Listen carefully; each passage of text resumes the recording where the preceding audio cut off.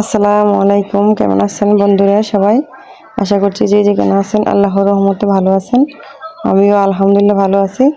তো নিয়ে চলে আসলাম আপনাদের মাঝে এই রসের একটা খিরনি বলেন বা ক্ষীর বলেন, যে যেটা বলেন, যে নামে যেরকম বলেন আর কি।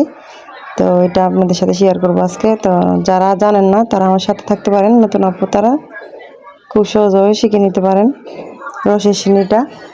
একদম খাঁটি রসগুলো এগুলো দিয়ে রান্না করব। তো এই যে দেখুন এখান দিয়ে এগুলা দেশ থেকে পাঠানো হয়েছে আর কি। এগুলো হচ্ছে ছাইনা পিঠা বলা হয়। তো ছাইনা পিঠা এই যে এগুলো নারকেল ভিতরে দিয়ে এভাবে গুলা গুলা করে বানানো হয়েছে, খেজুরের মিঠাই দিয়ে, এই গুড় দিয়ে, আর এখান দিয়ে মোয়া যেটা বলেন এগুলো আনা হয়েছে, আর নারকেল মুড়ি, দেশি মুড়ি। তো এই নারকেল এখান থেকে একটা কুড়িয়ে নিব। তারপরে এই রস আনা হয়েছে 5 কেজি। আর এই যে এখানে হাফ কেজি চাউল দিয়ে আমি রান্না করব। এই যে রসটা জ্বালাইতে জ্বালাইতে এটা দেখুন লাল হয়ে আসতেছে। এখানে কোনো চিনি, কোনো গুড়, কোনো কিছু মিক্স করতে হবে না। তো এই যে দেখুন এগুলো 5 কেজি 5 লিটার আর কি। তো এই রসগুলো জ্বালাইতে জ্বালাইতে এরকম হয়েছে, আর লাল হবে। তো এখানে আধা কেজি চাউল দিয়ে রান্নাটা হবে। কোনো পরিমাণ পানি দিব না, চিনি মিঠাই কোনো কিছু না। এই যে দেখুন কি লাল হয়ে আসছে। তো নারকেল একটা নারকেল দিব। এখানে একটু লবণ দিয়ে দিলাম, সেটা দিয়ে লবণটা একটু দিতে হবে। আর এখানে একটা নারকেল দেখুন, বড় একটা নারকেল কুড়াই নিছি। তো দেশি রস দিয়ে আপনারা খাইতে পারেন রান্না করে খুব সহজভাবে। আর এখানে হাফ কেজি চাউল নিয়েছি 5 কেজি রসের জন্য।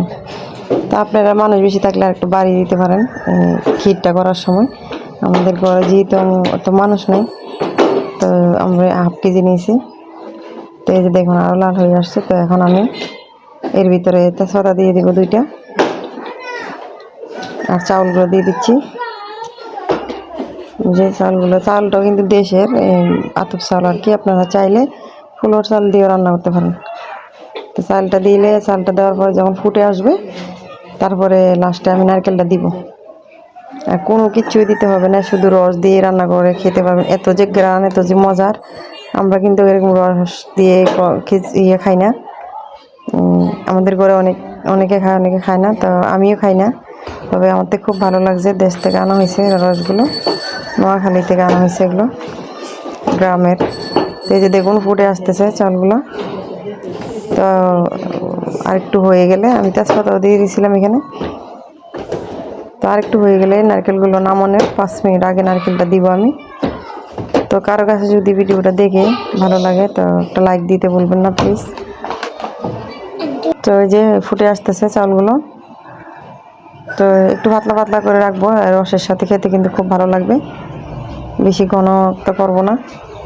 তো যে এখন নারকেলটা দিয়ে দিচ্ছি আমি। দেখুন নামানোর 5-7 মিনিট আগে নারকেলটা দিলে হবে। আর যেহেতু রসটা খাঁটি রস, তো খেতে কিন্তু খুব ভালো লাগবে। নারকেলটা নামানোর কিছুক্ষণ আগে দিবেন। দেখুন কতগুলো নারকেল দিলাম। তো আরেকটু পরে আমি নামিয়ে নিব। তো এই যে চাউলটা ফুটে আসতেছে। তো এইভাবে করে আপনারা দেশে যারা থাকেন, যদি ভিডিওটা যেয়ে থাকে আপনাদের কাছে, তো এইভাবে যারা জানেন না পুরা, আপনারা এইভাবে করে রান্না করে নিতে পারেন ভিডিওটা দেখে। এই যে হয়ে গেছে। তো চুলাটা আস্তে আস্তে অফ করে দেব। তো আস্তে আস্তে ঠান্ডা হলে কিন্তু আরও বেশি মজার হয় খেতে। তো এই যে দেখুন কত সুন্দর হয়েছে। তো এই যে হয়ে আসছে। তো প্লিজ কেউ কিছু মনে করবেন না, একটু শব্দ আসতেছে আশেপাশের থেকে, বয়স করার সময় একটু শব্দ আসে। তো এই যে দেখুন হয়ে গেছে। তো এই যে দেখুন হয়ে গেছে। তো সবাই ভালো থাকবেন, সুস্থ থাকবেন। আর কিছু বলবো না। আল্লাহ হাফেজ।